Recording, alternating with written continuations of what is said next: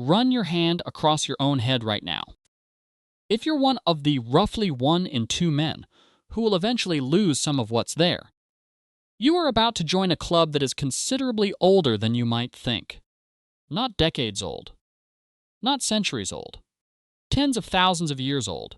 In 1500 BC, a balding Egyptian man, presumably, tired of seeing more scalp than he wanted, in his polished bronze mirror, swallowed a cocktail of onions, iron, red lead, honey, and alabaster after reciting a spell to the sun god. It did absolutely nothing. A few centuries later, a different group of equally desperate Egyptians started rubbing lion fat, hippopotamus fat, crocodile fat, and goose grease straight onto their scalps, hoping some borrowed animal vitality might soak through the skin. That failed too. Eventually, they just gave up and started wearing wigs, which tells you something important. Humans have been losing their hair, panicking about it, and trying absolutely anything to stop it for at least 4,000 years of documented history. But the real question goes back much further than Egypt. Long before bronze mirrors and magic spells, our ancestors were covered head to toe in thick fur, just like every other ape on the planet. So, somewhere in that 2 to 4 million year stretch of human evolution, something happened that stripped the fur off almost our entire body, while strangely leaving a dense crop of hair sitting right on top of our heads. What was that something? Was it sudden or painfully slow? And is there a genuine evolutionary link between the reason early humans went naked everywhere except the scalp, and the reason modern men are still losing hair up there today? Let's go back roughly 2 million years and find out exactly when and why this started before we climb back into the fossil record. If stories like this one, the strange, overlooked corners of human history that never make it into the textbooks, are the kind of thing you find yourself thinking about later, hit subscribe and tap the bell. We dig into one of these every single week, and there is no shortage of them. Done? Good. Let's get back to 2 million years ago. To understand why humans lose hair at all, you first have to understand why we lost almost all of it everywhere else on the body, and that story starts with Australopithecus, somewhere between 3 and 4 million years ago. These were not humans in any way you'd recognize. They looked far closer to apes, climbed trees for safety, and were, like every primate before or since, thoroughly covered in fur. Fur kept them warm at night and shielded their skin from the sun during the day. It worked perfectly fine, right up until the climate of East Africa stopped cooperating. The dense, shaded forests our ancestors depended on began shrinking, replaced by wide-open, sun-scorched savanna with almost nowhere to hide from the heat. Survival now meant walking upright across long distances in direct sunlight to find food and water, and that single shift in lifestyle created a brand new biological emergency. An animal covered in thick fur, moving constantly under an unforgiving equatorial sun, with absolutely no way to release the heat building up inside its own body. Picture sprinting across open grassland at midday, fully clothed in your own fur coat. Heat has nowhere to go. Most mammals solve this with panting, but panting is slow and inefficient if you need to move for hours rather than minutes. Humans solved it with something far more radical. We evolved millions of sweat glands, and, crucially, we lost the fur that would have trapped that sweat uselessly against the skin, instead of letting it evaporate. Researchers studying the emergence of Homo erectus, roughly 2 million years ago, point to this exact window as the likely moment widespread body hair loss took hold. Evaporative cooling only works when air can move freely across wet skin, which is precisely what dense fur prevents. By trading the fur coat for bare, sweat-soaked skin, early humans gained something almost no other large animal on the savanna had: the ability to keep moving in heat that would eventually drop a lion, a hyena, or an antelope. Scientists sometimes call this shift the start of persistence hunting, the strategy of simply outlasting faster prey until heat stroke did what speed never could. We didn't outsprint the animals around us. We outsuffered them. And losing our fur is what made that possible. Here's the problem with all of this. Fossils don't preserve skin, and they certainly don't preserve hair. So how could anyone possibly pin down when this transition happened with any real precision? The answer, strangely enough, came from parasites. Geneticists comparing the DNA of human head lice and human pubic lice found that the two had genetically diverged from a shared ancestor somewhere around 1.2 million years ago. For one species of lice to split into two distinct, separately evolving species, there has to be a hairless gap of skin between the two regions wide enough that the insects simply could not cross between them and interbreed. That hairless gap is, in effect, the rest of the human body. The existence of that genetic split is essentially a biological fossil hiding in an entirely different species, and it tells researchers, with far more confidence than guesswork ever could, that by roughly 1.2 million years ago, humans were already substantially hairless across most of the body.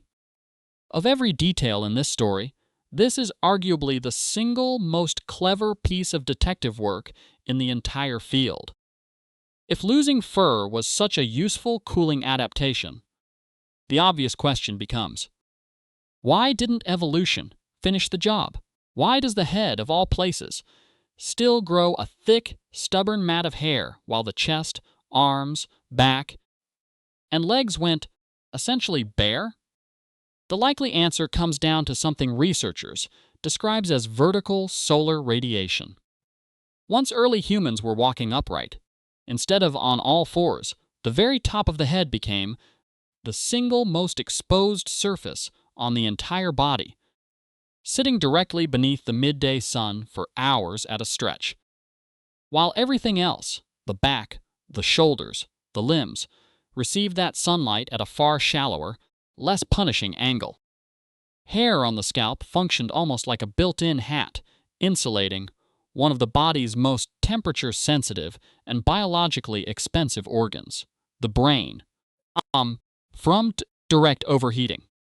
Some researchers go further, arguing that tightly curled hair in particular may have offered an evolutionary advantage in equatorial Africa, since its structure creates a small cushion of air between the scalp and the sun, adding an extra layer of natural insulation that looser, straighter hair simply doesn't provide as effectively. So, if the head was specifically protected by evolution, why do so many modern men lose hair from that exact location thousands of generations later? This is where the story shifts from ancient survival biology to something far more specific.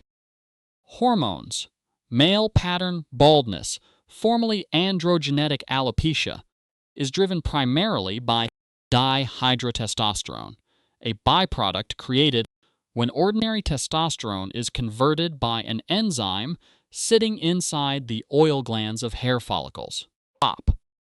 In follicles genetically sensitive to it, this hormone gradually shortens the active growth phase of each hair until the follicle miniaturizes into nothing but fine, barely visible fuzz. Follicles at the temples and crown carry far more androgen receptors than the follicles at the sides and back, which is exactly why the classic horseshoe pattern shows up the same way on virtually every susceptible scalp on Earth, regardless of culture or geography. This is also a deeply genetic trait. Research analyzing over 205,000 men found the condition to be strongly heritable, and a major 2018 genetic study identified more than 600 separate genomic locations tied to it, including a notably strong cluster on the X chromosome inherited specifically through the maternal line, which is exactly why the old idea about baldness coming from your mother's side of the family turns out to have real genetic backing rather than being pure folklore. And here's where it loops back to that ancient migration story. The frequency of these baldness-linked genetic variants is not evenly spread across the modern world. They appear considerably more often in populations of European descent, and considerably less often in East Asian populations, even comparing men of the same age. Some researchers, including Charles Ryan, author of The Virility Paradox, argue that this distribution traces back to the migration of early humans out of Africa into Europe and the Middle East roughly 40,000 years ago. If that holds up, the common, widespread form of baldness so many men deal with today may have a genuinely traceable origin point sitting somewhere inside that single ancient migration, which raises a fair question. If baldness offers no obvious survival advantage, why didn't evolution simply weed it out over tens of thousands of years? The honest answer is twofold. First, the same 2018 genetic study found that baldness-linked genes are also tied to earlier puberty, increased bone density, and aspects of metabolic function, meaning the trait likely hitched a ride alongside other, genuinely useful characteristics rather than existing as some isolated genetic mistake. Second, and more simply, male pattern. Baldness overwhelmingly shows up after a man's prime reproductive years have already passed. Natural selection has very little power to remove a trait that only fully appears once someone has already had children, so the genes responsible slip right past evolution's filters generation after generation, completely undisturbed. Here's where theory finally meets hard evidence. In 2019, Egyptologist Salima Ikram documented 122 bald men painted across private Egyptian tombs spanning more than 2,000 years, from roughly 2613 to 525 BC. These men were shown farming, fishing, sculpting, and working as scribes, depicted with complete neutrality, as if hair loss were simply an unremarkable part of getting older. The ancient Egyptians even developed specific terminology for different balding patterns and incorporated a designated hairline marker into their mummification practices. And yet, this same culture spent enormous private effort trying to reverse it. The pattern repeats across civilizations with zero contact with one another. Hippocrates rubbed horseradish, opium, and pigeon droppings onto his own scalp around 460 BC, and while the remedy failed, he made a genuinely important observation that took 2,000 years to fully explain. Stop. Eunuchs never went bald, an early accidental glimpse into the hormonal link science wouldn't untangle until the 20th century. Julius Caesar invented history's first documented comb-over and hid behind a strategically placed laurel wreath. King Louis XIV popularized enormous powdered wigs, some reportedly weighing up to 20 pounds. Different centuries, different continents, the exact same problem, and remedies that almost universally failed. So when did ancient humans actually start going bald?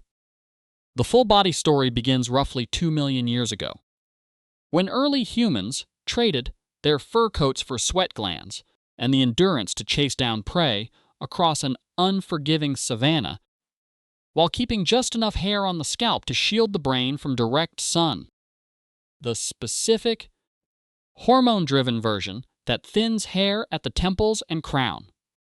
likely traces back to a genetic shift following the migration out of Africa some 40,000 years ago, sitting dormant in the human genome until it could finally be expressed once people started living long enough to show it. And by the time Egyptian civilization rose along the Nile, the trait was common enough and accepted enough to be painted without judgment onto more than 100 tomb walls.